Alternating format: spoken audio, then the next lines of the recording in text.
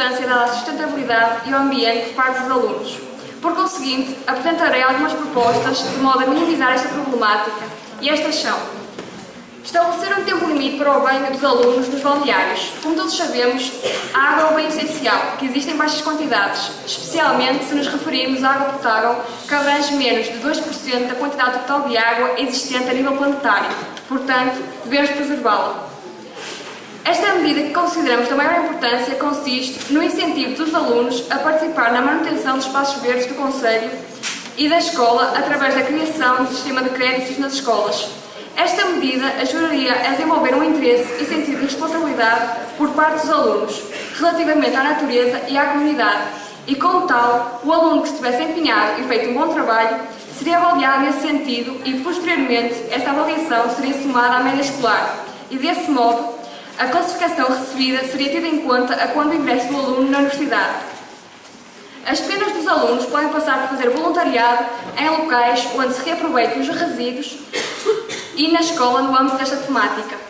Como os castigos só são atribuídos àqueles que tiverem uma má conduta dentro do ambiente escolar, a intervenção destes alunos nestas tarefas ajudaria a incutir-lhes um espírito de entreajuda, de responsabilidade e respeito pelos outros e pelo meio em que estão inseridos. Incentivar o uso de transportes públicos e bicicletas. Todos os transportes motorizados necessitam de combustível e a esmagadora maioria usa combustíveis fósseis, que, como sabemos, não são renováveis. E o seu consumo cada vez mais crescente levará a que se esgotem. Por isso, o uso de transportes públicos diminuiria consideravelmente a procura destes combustíveis.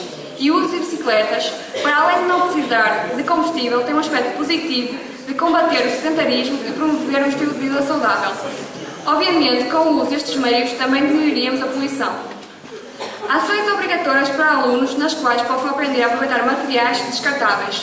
Esta medida despertaria o cuidado a ter com os materiais e também iria fomentar o lado criativo e artístico dos jovens. Reaproveitamento e tratamento de zonas de cultivo das escolas. Maneiras de fazer seriam a plantação de árvores de fruto nos espaços verdes das escolas e a adoção de medidas para criar ou expandir espaços verdes, de modo a estimular o contacto dos jovens com o ar livre. E além disso, para que futuramente estes mesmos jovens tenham e transmitam hábitos que beneficiam o ambiente e aproveitem os bens que a natureza pode oferecer. A direção das escolas deve promover palestras sobre o ambiente, cuja presença seria obrigatória, de modo a introduzir na mente dos jovens o quão importante é a natureza e como devemos interagir e cuidar dela. O Ministério da Educação deve fazer um reconhecimento dos gastos energéticos nas várias escolas do país e tentar economizar da melhor forma possível sem prejudicar nem beneficiar escolas. Assim, existiria, certeza, uma poupança a nível económico e energético nas escolas do país. Nas campanhas eleitorais deve dar-se mais ênfase aos problemas ambientais, visto que durante as campanhas eleitorais as pessoas estão mais atentas e existe mais visibilidade sobre os políticos que as desempenham. A divulgação, preocupação e eventuais medidas acerca do ambiente, consideradas pelo indivíduo em questão, sensibilizaria as pessoas para esta causa. A nível europeu, deve promover-se a partilha de boas práticas ambientais levadas a cabo nas escolas dos vários países envolvidos. Dado os problemas ambientais não se restringem somente a Portugal, mas também se prendem ao resto da Europa. Portanto, devemos despertar as suas consciências. Claro que estas situações visam todo o mundo e não apenas a Europa, mas como esta iniciativa advém no projeto Connecting Classrooms, é mais fácil o contato com os países europeus do que com os outros. Obrigada pela vossa atenção. Boa tarde. O nosso tema é desperdício de matéria-prima, pois o ser humano tem usado a matéria-prima a seu bel prazer e não se tem importado com esta. Parece-nos que ele se esqueceu de um pequeno grande pormenor, que é que a matéria-prima não é inesgotável. Se o homem continuar a gastar, a desperdiçar matéria-prima como tem desperdiçado até agora, colocará as gerações futuras em risco. Quando os nossos governantes pararam com tal problema, viram-se obrigados a tomar algumas medidas para o tentar resolver. Mas, eles pensando que essas medidas seriam eficazes, não foram assim tanto, pois a nossa sociedade tem um problema, que pensa que tudo se resolve com dinheiro, mas está enganada, pois a natureza não está à venda.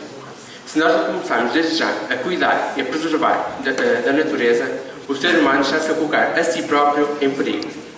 Ainda levantamos outro problema, que é a falta de sensibilidade que os jovens apresentam para a reciclagem.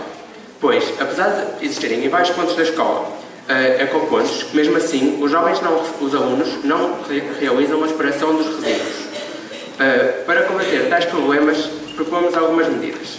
A primeira é A aplicação de coimas a quem não demonstrar comportamentos cívicos relacionados com o ambiente. Achamos que as escolas devem propor ao Ministério da Educação a aplicação destas sanções aos alunos que mostrarem tais comportamentos. Um exemplo em que o aluno deve ser penalizado é quando deita lixo para o chão. As sanções consistiriam em ações de voluntariado nas escolas relacionadas com o meio ambiente. Outra medida é relacionar as folhas das árvores, é reciclar as folhas das árvores recolhidas pelos funcionários dos municípios. Esta medida já está a ser praticada no nosso município, mas queremos que ela seja alargada a outros. Alguns dos exemplos em que as folhas das árvores podem ser reaproveitadas é em adubo biológico ou também ainda em fabrico de papel. Outra medida é a criação nas escolas, pelo menos uma vez por ano, de atividades para promover uma cidadania para a sustentabilidade. Achamos que as escolas, em parceria com os municípios, deveriam realizar atividades para a população em geral, para os alertar dos cuidados que devem ter com o meio ambiente. Consideramos também importante que as escolas consigam ter menores gastos em consumíveis, como por exemplo no gasto efetuado nas canetas, no papel, nos tinteiros, seriam premiadas com um selo de qualidade ambiental, uma vez que estão a contribuir para a sustentabilidade do meio ambiente, sendo esse o nosso objetivo. Outra sugestão surge no âmbito da reciclagem, dado como o meu colega referiu inicialmente. Apesar de existirem ecopontos em vários pontos da escola, os alunos não estão minimamente interessados em efetuar a reciclagem. Como tal, pensamos que cada ano de escolaridade deveria ficar responsável mensalmente por uma campanha, de modo a incentivar a separação dos resíduos. A melhor campanha seria premiada no final do ano letivo, com um prémio que fosse do agrado do aluno, de modo a suscitar interesse para a sua participação.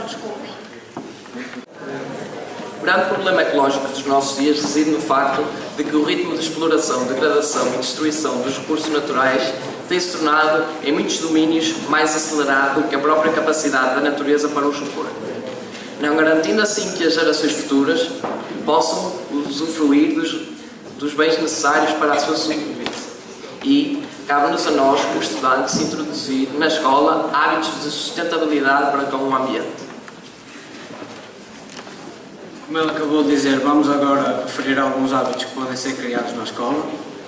O nosso primeiro hábito, ou primeira medida, é a criação de um parque de bicicletas, para que os alunos possam vir de bicicleta para a escola, gastando assim menos gasolina e enviando menos ozono para a sua camada. E para convencer os alunos, temos algumas vantagens que podem usufruir. As vantagens vão funcionar num sistema de pontos, ou seja, cada dia que o aluno vier para a escola será dado um ponto, ou seja, o aluno vem um dia, um ponto, 2 dias, 2 pontos, 3 dias, 3 pontos e assim sucessivamente. Quando chegar aos 15 pontos, isto é, 15 dias a vir de bicicleta para a escola, serão depositados 5 euros no cartão do aluno para ele utilizar em serviços escolares como o bar, fotografia, entre outros. Como no verão ou nos dias de calor, os alunos costumam chegar suados à escola se vierem de bicicleta, a escola disponibiliza o pavilhão para os alunos tomarem um duche antes de irem para a aula, e isto não implica, claro, que cheguem atrasados, ou seja, podem tomar um duche na escola, mas têm que chegar na mesma hora. Outra medida da nossa moção é a substituição do modo de divulgação do jornal escolar, preto no branco, passando para um modo digital. Desta forma, poderíamos evitar tanto gasto de papel e dinheiro que a escola gasta na impressão. Seriam imprimidos apenas alguns exemplares para serem colocados na biblioteca, e quem necessitasse de os levar para casa, sei lá, para os pais lerem, podiam-os requisitar.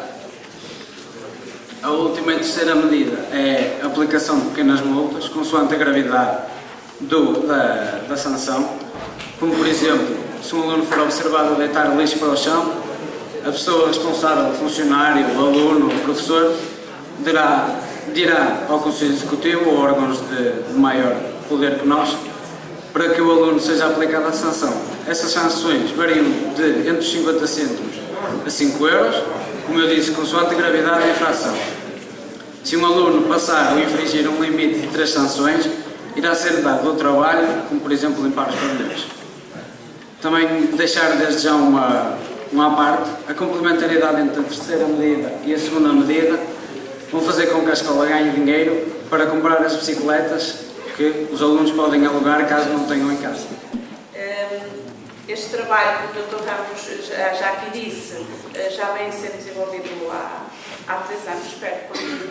É extremamente importante para a participação dos jovens na sociedade, a consciencialização das questões ambientais e outras, neste caso, o tema do ambiente, mas havia outros temas também interessantes que eu pude aqui ouvir.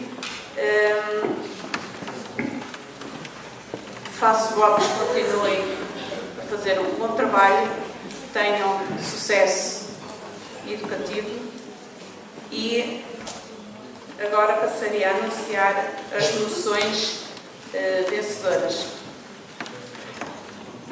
Na energia, com 66 votos, saiu vencedora a moção número 4.